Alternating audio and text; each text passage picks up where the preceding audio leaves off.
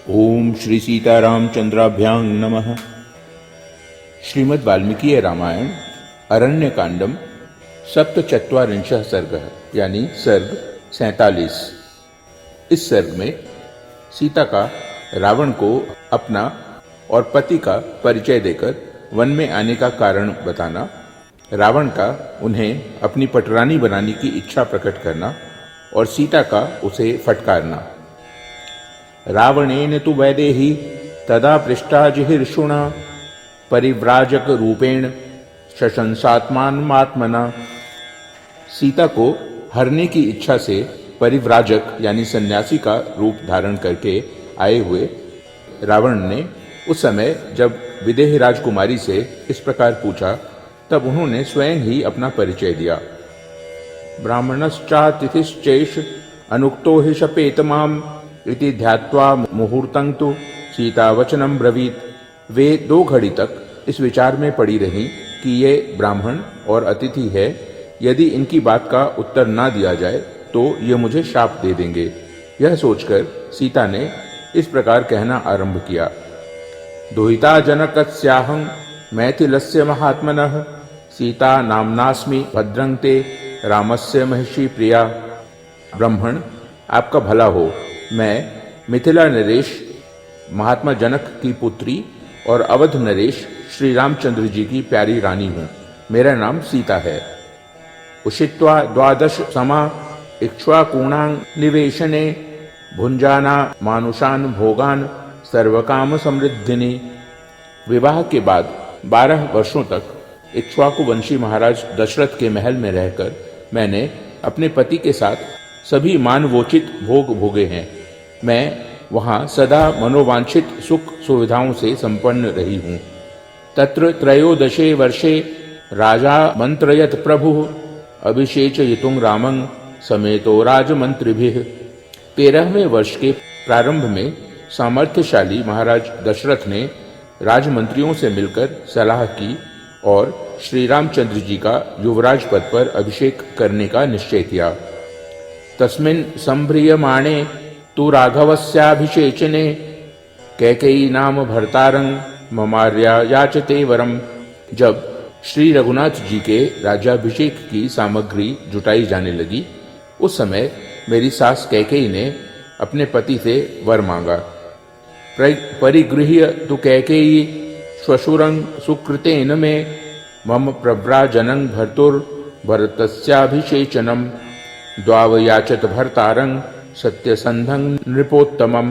कैकेयी ने मेरे श्वशुर को पुण्य की शपथ दिलाकर वचनबद्ध कर लिया।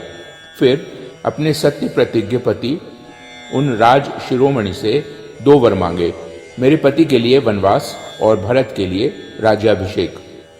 नाद्य भोक्षेत न च स्वप्स्ये न पास्ये न कदाचन एष मे जीवितस्यांतो रामो यदभिषिच्यते।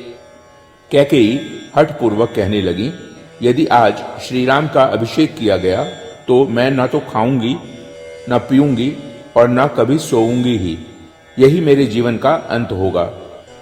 इति ब्रुवाणां कैकेयीं श्वशुरो मे स पार्थिवः अयाचतार्थैरन्वर्थैर्न च याच्यां चकार सा। ऐसी बात कहती हुई कैकेयी से मेरे श्वशुर महाराज दशरथ ने यह याचना की कि तुम सब प्रकार की उत्तम वस्तुएं ले लो, किंतु श्री राम के अभिषेक में विघ्न न डालो। किंतु कैकेयी ने उनकी वह याचना सफल नहीं की। मम भर्ता महातेजा वयसा 25 18 ही वर्षाणि मम जन्मनि गण्यते। उस समय मेरे महातेजस्वी पति की अवस्था 25 साल से ऊपर की थी और मेरे जन्म काल से लेकर वन गमन काल तक मेरी अवस्था वर्ष गणना के अनुसार 18 साल की हो गई थी। रामेति प्रथितो लोके सत्यवान शीलवान शुचिः विशालाक्षो महाबाहुः सर्वभूत हिते रतः। श्री राम जगत में सत्यवादी, सुशील और पवित्र रूप से विख्यात हैं। उनके नेत्र बड़े बड़े और भुजाएं विशाल हैं। वे समस्त प्राणियों के हित में तत्पर रहते हैं। कामार्तश्च महाराजः पिता दशरथः स्वयं कैकेय्याः प्रिय कामार्थं तं रामं नाभ्यषेचयत्। उनके पिता महाराज दशरथ ने स्वयं काम पीड़ित होने के कारण कैकेयी का प्रिय करने की इच्छा से श्री राम का अभिषेक नहीं किया। अभिषेकाय तो पितुः समीपं राममागतं कैकेयी मम भर्तार मृत्युवाच द्रुतं वचः। श्री रामचंद्र जी जब अभिषेक के लिए पिता के समीप आए तब कैकेयी ने मेरे उन पतिदेव से तुरंत यह बात कही। तब पित्रा समागप्तं ममेदं शृणु राघव भरताय प्रदातव्य मिदं राज्यमकंटकम् त्वया तु खलु वस्तव्यं नववर्षाणि पंच च वने प्रव्रज काकुत्स्थ पितरं मोचयान्वितात्। रघुनंदन, तुम्हारे पिताजी ने जो आज्ञा दी है इसे मेरे मुंह से सुनो। यह निष्कंटक राज्य भरत को दिया जाएगा।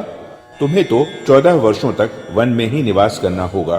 काकुत्स, तुम वन को जाओ और पिता को असत्य के बंधन से छुड़ाओ।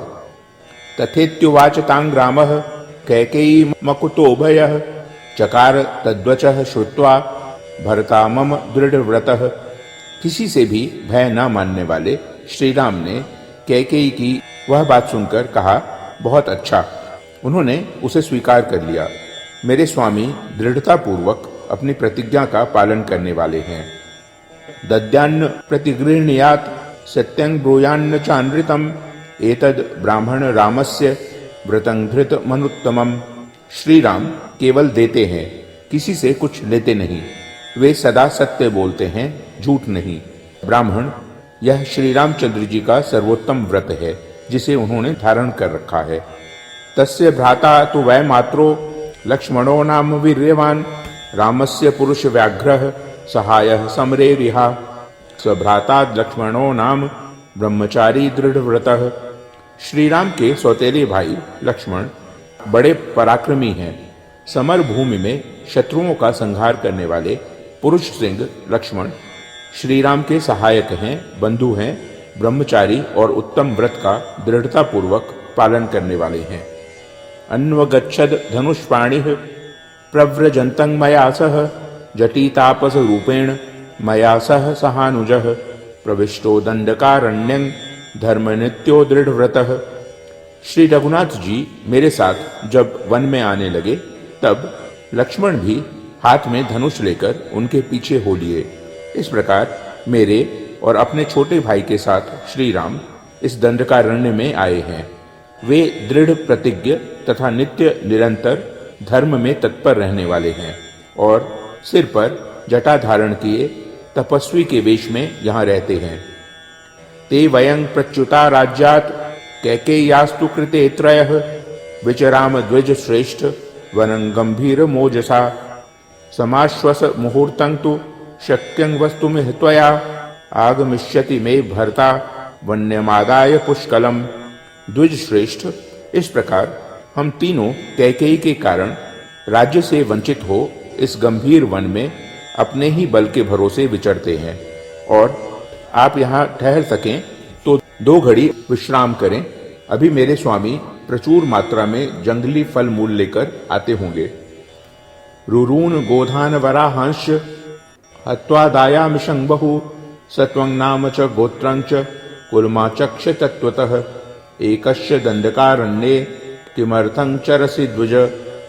रुरु, गोह और जंगली सुअर आदि हिंसक पशुओं का वध करके तपस्वी जनों के उपभोग में आने योग्य बहुत सा फल मूल लेकर वे अभी आएंगे। उस समय आपका विशेष सत्कार होगा। ब्राह्मण, अब आप भी अपने नाम, गोत्र और कुल का ठीक ठीक परिचय दीजिए। आप अकेले ही इस दंडकारण्य में किस लिए विचरते हैं? एवं ब्रुवत्यांग सीतायांग रामपत्न्यांग महाबलः प्रत्युवाचोत्तरं तीव्रं रावणो राक्षसाधिपः। श्री राम पत्नी सीता के इस प्रकार पूछने पर महाबली राक्षसराज रावण ने अत्यंत कठोर शब्दों में उत्तर दिया। येन वित्रासिता लोकाः सदेवासुरमानुषाः अहं स रावणो नाम सीते रक्षो गणेश्वरः। सीते, जिसके नाम से देवता, असुर और मनुष्यों सहित तीनों लोग थर्रा उठते हैं, मैं वही राक्षसों का राजा रावण हूँ। त्वां तु कांचन वर्णाभांग दृष्ट्वा कौशेयवासिनीं रतिं स्वकेषु दारेषु नादिगच्छाम्य निंदिते। अनिंद्य सुंदरी, तुम्हारे अंगों की कांति सुवर्ण के समान है, जिन पर रेशमी साड़ी शोभा पा रही है। तुम्हें देखकर अब मेरा मन अपनी स्त्रियों की ओर नहीं जाता है। वह विनामुत्तमस्त्रीणाम् आहृतानामितस्ततः सर्वासामेव भद्रं ते ममाग्रमहिषी भव। मैं इधर उधर से बहुत सी सुंदरी स्त्रियों को हर लाया हूँ, उन सब में तुम मेरी पटरानी बनो, तुम्हारा भला हो। लंका नाम समुद्रस्य मध्ये मम महापुरी सागरेण परिक्षिप्ता निविष्टा गिरिमूर्धनि। मेरी राजधानी का नाम लंका है। वह महापुरी समुद्र के बीच में एक पर्वत के शिखर पर बसी हुई है। समुद्र ने उसे चारों ओर से घेर रखा है। तत्र सीते मया सार्धं वनेषु विचिरिष्यसि न चास्य वनवासस्य स्पृहयिष्यसि भामिनी। सीते, वहां रहकर तुम मेरे साथ नाना प्रकार के वनों में विचरण करोगी। भामिनी, फिर तुम्हारे मन में इस वनवास की इच्छा कभी नहीं होगी। पंचदास्यः सहस्त्राणि सर्वाभरणभूषिताः सीते परिचरिष्यन्ति भार्या भवसि मे यदि। सीते, यदि तुम मेरी भार्या हो जाओगी तो सब प्रकार के आभूषणों से विभूषित 5000 दासियां सदा तुम्हारी सेवा किया करेंगी। रावणे नैव मुक्ता तु कुपिता जनकात्मजा प्रत्युवाचान वद्यांगी तमनादृत्य राक्षसम। रावण के ऐसा कहने पर निर्दोष अंगों वाली जनक नंदिनी सीता कुपित हो उठी और राक्षस का तिरस्कार करके उसे यों उत्तर देने लगी। महागिरि मिवाकंप्यं महेंद्र सदृशं पतिम महोदधि मिवाक्षोभ्य महंग्राम मनुव्रता। मेरे पतिदेव भगवान श्री राम महान पर्वत के समान अविचल हैं, इंद्र के तुल्य पराक्रमी हैं और महासागर के समान प्रशांत हैं। उन्हें कोई क्षुब्ध नहीं कर सकता। मैं तन मन प्राण से उन्हीं का अनुसरण करने वाली तथा उन्हीं की अनुरागिणी हूँ। सर्वलक्षण संपन्नं नग्रोध परिमंडलम सत्यसंधं महाभाग महंग्राम मनुव्रता। श्री रामचंद्र जी समस्त शुभ लक्षणों से संपन्न, वट वृक्ष की भांति सबको अपनी छाया में आश्रय देने वाले, सत्य प्रतिज्ञ और महान सौभाग्यशाली हैं। मैं उन्हीं की अनन्य अनुरागिणी हूँ। महाबाहुं महोरस्कं सिंह विक्रांतकामिनं नृसिंहं सिंह संकाश महंग्राम मनुव्रता। उनकी भुजाएं बड़ी बड़ी और छाती चौड़ी है। वे सिंह के समान पांव बढ़ाते हुए बड़े गर्व के साथ चलते हैं और सिंह के ही समान पराक्रमी हैं। मैं उन पुरुष सिंह श्री राम में ही अनन्य भक्ति रखने वाली हूँ। पूर्णचंद्राननं रामं राजवत्सं जितेन्द्रियं पृथुकीर्तिं महाबाहु महंग्राम मनुव्रता। राजकुमार श्री राम का मुख पूर्ण चंद्रमा के समान मनोहर है। वे जितेंद्रिय हैं और उनका यश महान है। उन महाबाहु श्री राम में ही दृढ़ता पूर्वक मेरा मन लगा हुआ है। त्वं पुनर्जम्बुकः सिंही मामिहेच्छसि दुर्लभाम नाहं शक्या त्वया स्पृष्टु मादित्यस्य प्रभा यथा। पापी निशाचर, तू सियार है और मैं सिंहिनी हूँ। मैं तेरे लिए सर्वथा दुर्लभ हूँ। क्या तू यहाँ मुझे प्राप्त करने की इच्छा रखता है? अरे, जैसे सूर्य की प्रभा पर कोई हाथ नहीं लगा सकता, उसी प्रकार तू मुझे छू भी नहीं सकता। पादपान कांचनान नूनं बहुन पश्यसि मंदभाक् राघवस्य प्रियांग भार्यांग यस्तुमिच्छसि राक्षस। अभागे राक्षस, तेरा इतना साहस! तू श्री रघुनाथ जी की प्यारी पत्नी का अपहरण करना चाहता है। निश्चय ही तुझे बहुत से सोने के वृक्ष दिखाई देने लगे हैं, यानी अब तू मौत के निकट आ पहुंचा है। क्षुधितस्य च सिंहस्य मृगशत्रोस्तरस्विनः आशीविषस्य वदनाद दंष्ट्रामादातुमिच्छसि मंदरंग पर्वत श्रेष्ठं पाणिना हर्तुमिच्छसि कालकूटं विषं पीत्वा स्वस्तिमान गन्तुमिच्छसि अक्षसूच्या प्रमृजसि जिह्वया लेडी चक्षुरं राघवस्य प्रियांग भार्या बदिगन्तुं त्वमिच्छसि। तो श्री राम की प्यारी पत्नी को हस्तगत करना चाहता है। जान पड़ता है अत्यंत वेगशाली मृगवैरी भूखे सिंह और विषधर सर्प के मुख से उनके दांत तोड़ लेना चाहता है। पर्वत श्रेष्ठ मंदराचल को हाथ से उठाकर ले जाने की इच्छा करता है। कालकूट विष को पीकर कुशल पूर्वक लौट जाने की अभिलाषा रखता है तथा आंख को सुई से पोंछता और छुरे को जीभ से चाटता है। अवसज्य शिलांग कंठे समुद्रं तर्तुमिच्छसि सूर्याचंद्रमसो चोभौ पाणिभ्यां हर्तुमिच्छसि यो रामस्य प्रियांग भार्यांग प्रदर्शयितुमिच्छसि। क्या तू अपने गले में पत्थर बांधकर समुद्र को पार करना चाहता है? सूर्य और चंद्रमा दोनों को अपने दोनों हाथों से हर लाने की इच्छा करता है, जो श्री रामचंद्र जी की प्यारी पत्नी पर बलात् करने को उतारू हुआ है। अग्निं प्रज्वलितं दृष्ट्वा वस्त्रेण हर्तुमिच्छसि कल्याण वृतांग यो भार्यांग रामस्या हर्तुमिच्छसि। यदि तू कल्याणमय आचार का पालन करने वाली श्री राम की भार्या का अपहरण करना चाहता है तो अवश्य ही जलती हुई आग को देखकर भी तू उसे कपड़े में बांधकर ले जाने की इच्छा करता है।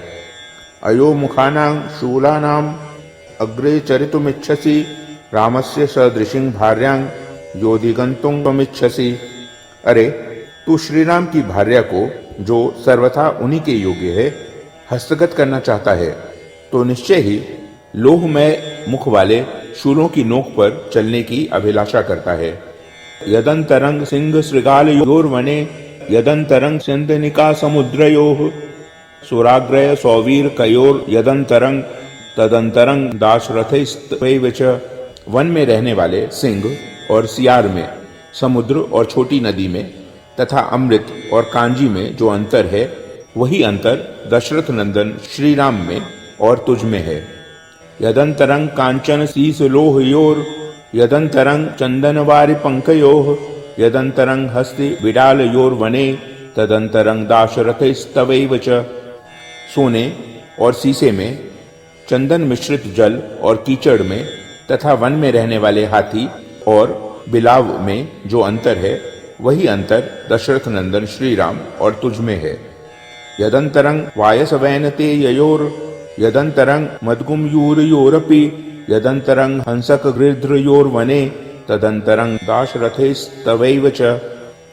गरुड़ और कौवे में, मोर और जल काक में तथा वनवासी हंस और गीध में जो अंतर है, वही अंतर दशरथ नंदन श्री राम और तुझ में है।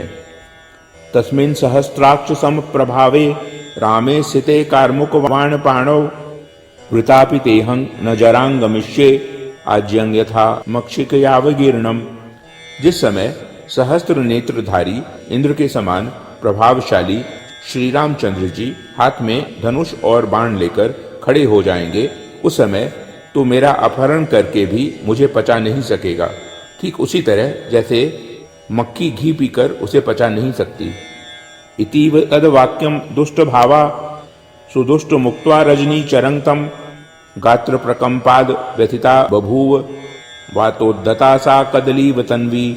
सीता के मन में कोई दुर्भाव नहीं था तो भी उस राक्षस से वह अत्यंत दुखजनक बात कहकर सीता रोष से कांपने लगी। शरीर के कंपन से कृशांगी सीता हवा से हिलाई गई कदली के समान व्यथित हो उठी।